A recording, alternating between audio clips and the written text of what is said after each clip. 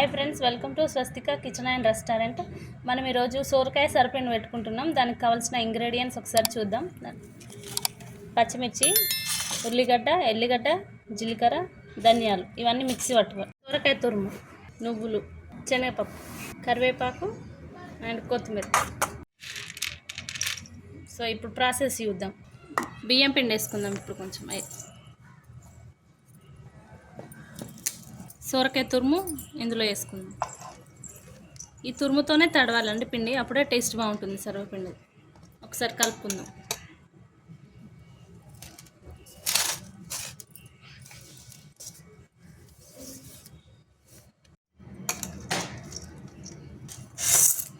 శనగపప్పు,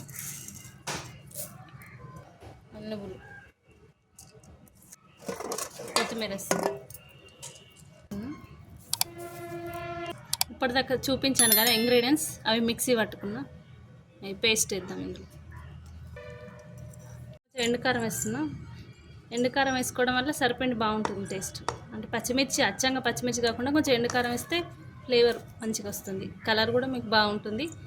అండ్ మెయిన్గా మీరు ఆనియన్ ఇలా చిన్న ముక్కలుగా కట్ చేసి వేసుకోండి. ఇందులో మామూలుగా మిక్సీకి కాకుండా చిన్న చిన్నగా ముక్కలుగా ఇలాగ వేసుకుంటే మీకు తినేటప్పుడు ఫ్లేవర్ మంచిగా తాకుతుంది. ఆనియన్ అన్నిటిని మంచిగా ఒకసారి కలుపుకోండి. ఇట్లా మేము ఎప్పుడు సరిపిండి అయినా అత్తమ్మతోనే పెట్టిస్తున్నాం. అత్తమ్మ బాగా పెడుతుంది సరిపిండి. సో మేము అన్నీ రెడీ చేసిస్తే ఇట్లా అత్తమ్మ కలుపుతుంది.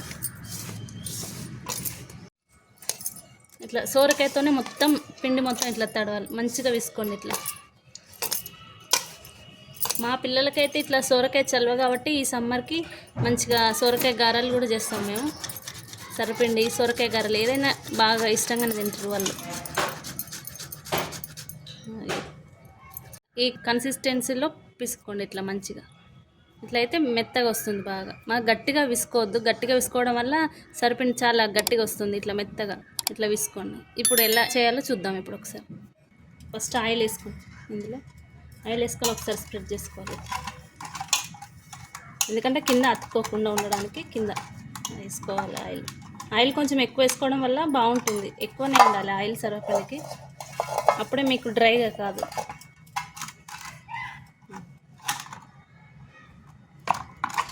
ఇట్లా స్ప్రెడ్ చేసుకోండి మంచిగా. బాగా మందంగా కాకుండా పలసగా కాకుండా మీడియంగా చేసుకోండి. పలసగా చేస్తే ఏమవుతుందంటే గట్టిగా అవుతుంది. మందంగా చేస్తే అది పిల్లలకి ఇష్టంగా అనిపించదు. అంటే మందంగా ఉంటే అంత తొందరగా కాలదు కదా, వాళ్ళకు నచ్చదు. ఇట్లా చేస్తే మంచిగా పిల్లలకు చాలా బాగా నచ్చుద్ది. ఈ టైప్లో ఇట్లా ఇట్లా స్ప్రెడ్ చేసుకోండి. ఇట్లా ఇట్లా పలచగా బాగా. ఇప్పుడు నేను హోల్స్ చేస్తున్నా దీనికి. ఇది ఎందుకంటే మనము ఆయిల్ వేస్తాం కదా, ఇందులో మంచిగా కాలుతుంది.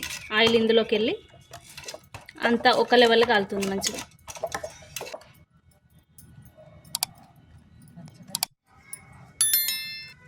దీంట్లో మళ్ళీ కొంచెం ఆయిల్ వేసుకుందాం.